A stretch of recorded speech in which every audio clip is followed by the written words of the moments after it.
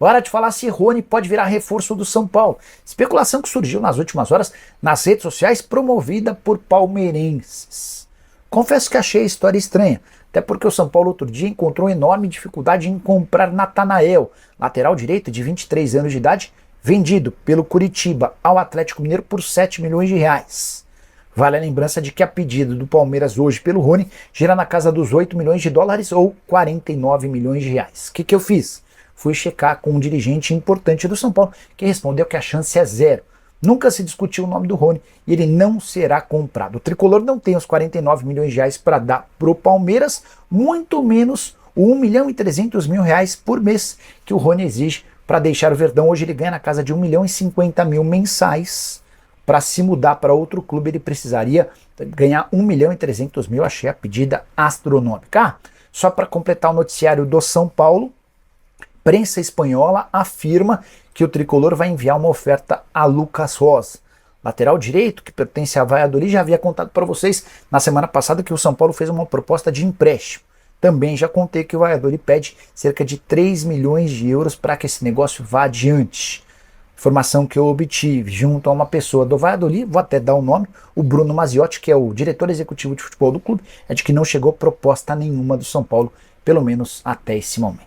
Primeira aparição do São Paulo em campo nesta temporada de 2025, encara o Cruzeiro no amistoso lá nos Estados Unidos, e a gente tem informações para dar sobre a estreia do tricolor na temporada. 2 times, um time, reservas, titulares. Muito bem, Arnaldo, muitas coisas para a gente falar nesse vídeo. A gente vai começar então pela coletiva do Oscar. Deu entrevista, teve que responder sobre pedir desculpas, sobre a saída dele no passado do São Paulo, sobre a camisa que vai usar. E aí, o que você sentiu? Ele não é exatamente um cara muito eloquente, né? Mas falou. Falou, né? Essa apresentação, né, Tironi, foi adiada até esta terça-feira para ter a presença e a companhia e a pompa do patrocinador do São Paulo, que banca parte dessa contratação, parte dos salários do Oscar. Então, tal, né? Apareceu, né? A patrocinadora do São Paulo apareceu bastante. Apareceu bastante. O CEO da patrocinadora estava lá, o embaixador da patrocinadora, que é o Cafu, estava lá. O Oscar, a letra S do Oscar na camisa era o S do patrocinador. Então o Enzo Dias foi apresentado antes do Oscar e foi contratado muito depois. Então isso foi aguardada essa apresentação, ou guardada essa apresentação do Oscar para essa pompa. O presidente Casares lá tal, e ele entregou a camisa 8 para o Oscar. É o grande reforço do São Paulo para a temporada. E como isso eu estou achando bem interessante nessa cobertura, né, da pré-temporada, muitos bons setoristas do São Paulo estão lá nos Estados Unidos. Vale destacar. Estão vendo tudo de perto. E eles fizeram várias perguntas, assim como fizeram várias perguntas na coletiva para o Zubeldia, foi muito boa a entrevista.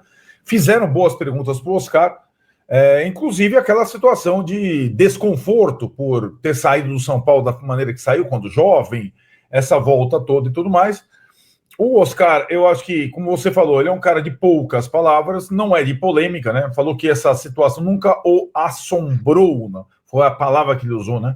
Uhum. Nunca me assombrou essa situação ao longo da minha carreira, a saída do São Paulo, e que tem muita vontade de escrever, enfim, uma história no São Paulo, que a reação da torcida do São Paulo nas redes sociais foi uma das molas, assim, para ele aceitar essa proposta, e que conversas com o Lucas também foram importantes, conversas com o Zubeldia também foram importantes.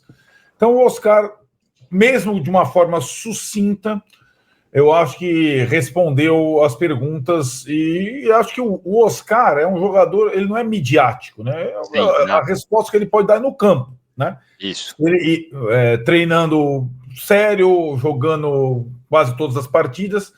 Eu acho que é isso que dá para esperar.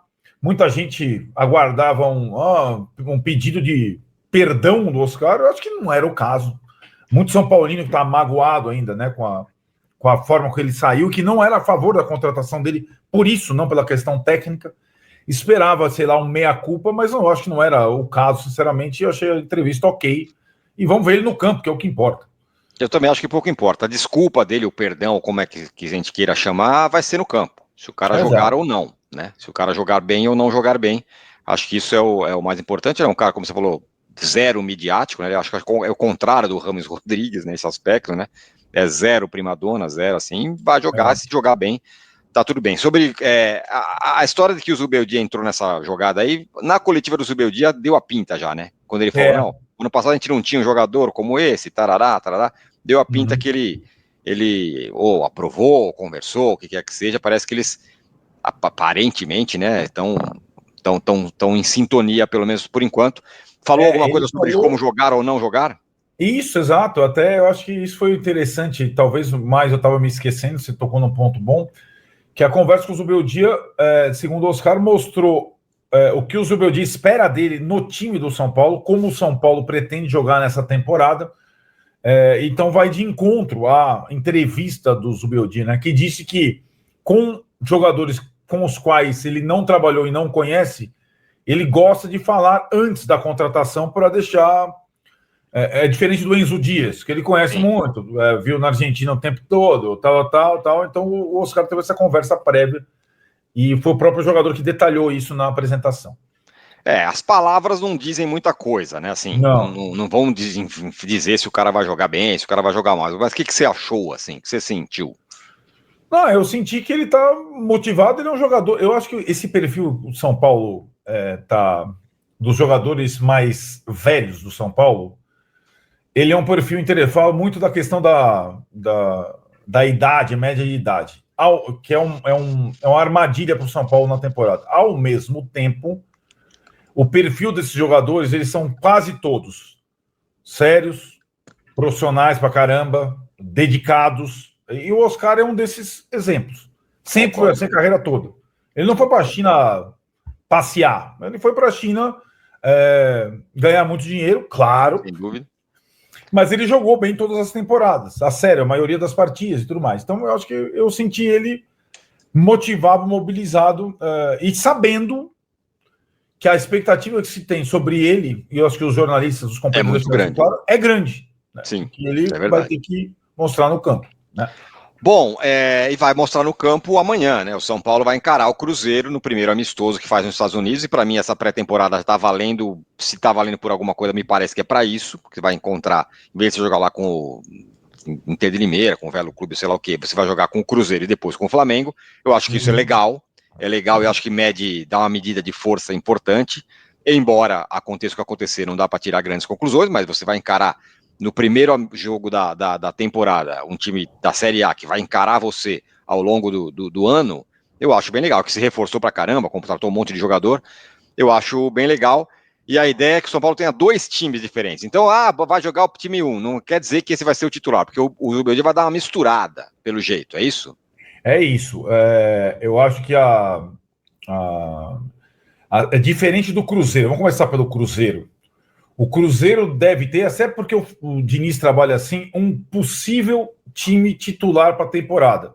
É possível que estreiem já o Fabrício Bruno, que o Dudu e o Gabigol joguem no ataque, você entendeu? É bem provável que o Cruzeiro já tenha a sua escalação titular do papel sendo utilizada pela primeira vez contra o São Paulo. Até porque é o jeitão do Diniz, né? O jeitão do Diniz.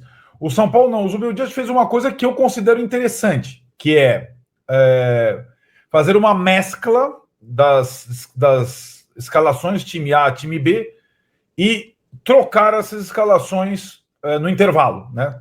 O número de substituições é ilimitado, você pode fazer isso. E o plano inicial é ter um time no primeiro tempo, outro time no segundo tempo. E não um time titular no primeiro tempo e um reserva no segundo, um time mesclado. Para vocês terem uma ideia. Os goleiros, eu acho que aí tanto faz onde eles vão, qual time eles estarão, o Jandrei e o Rafael. O Rafael e o Jandrei, né?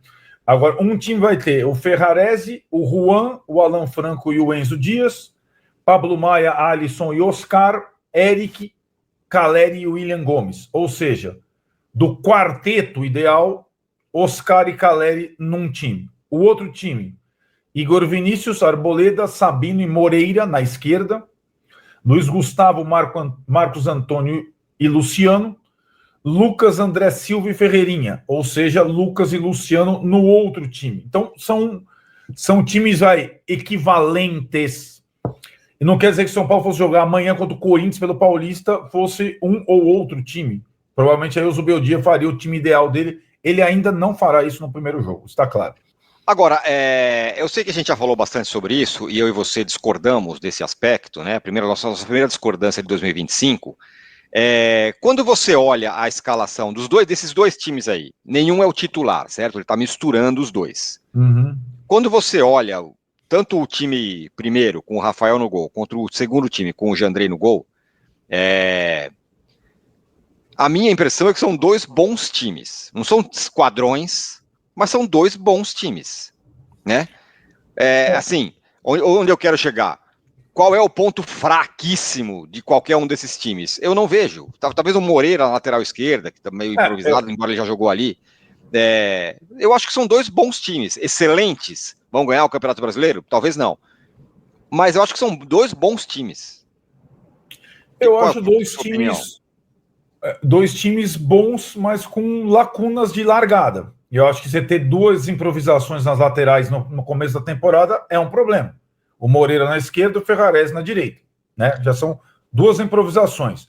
O Ferrarese, só um parênteses, o Ferrarese ele já vem sendo testado. A gente pode até, em outro momento, a gente vai falar um pouco sobre isso, não nesse vídeo, mas ele né?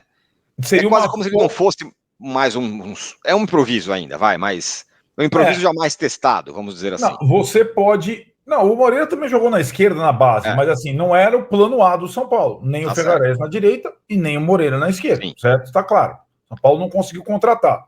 Nem para a esquerda, porque o Wendel só chega depois, nem para a direita.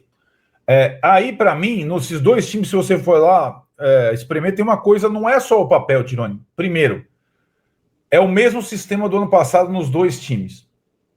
4-2-3-1. Ou 4-2-4, como queiram. Tanto. Será que é um indicativo de que o Zuba não vai mudar? É bem possível que ele mude pouco, né? Até porque o São Paulo praticamente limpou o seu meio de campo reserva, né? Com as saídas. Então, assim, o que eu acho que esses dois elencos mostram, os dois times, é que tem bastante gente para os lados do campo, bastante gente para a zaga, pouca gente para a lateral, pouca gente para o terceiro homem de meio de campo. Né? Mas se ele quiser, ele consegue também.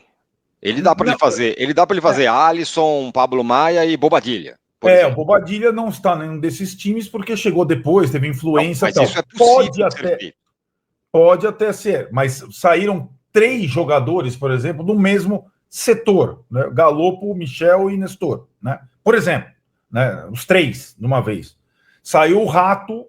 O Rato, eu acho que só pode ser com... O Rato não é parecido com o Eric, né? Porque o Rato é um armador pela direita. Enfim, então, se você fica com esse elenco, eu acho, até mais dependente do 4-2-3-1. Essa é uma situação que esse elenco coloca. Vamos ver, pode funcionar.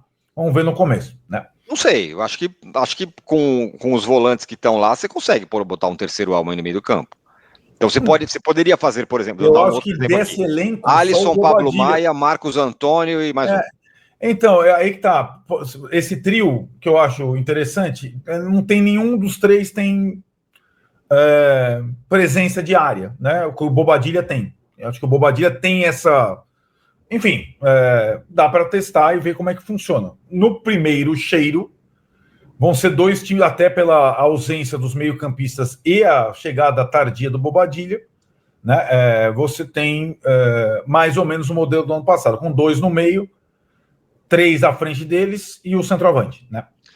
E aí, Arnaldo, agora vamos pensar no fim de semana, porque tem o jogo contra o Flamengo, e aí tem aquela loucura. O São Paulo joga domingo contra o Flamengo e segunda contra o Botafogo no Brasil, né? Isso. E vai ter a tal da divisão do time. Isso. A informação, o Zubeldia ao menos vai ficar lá, é isso?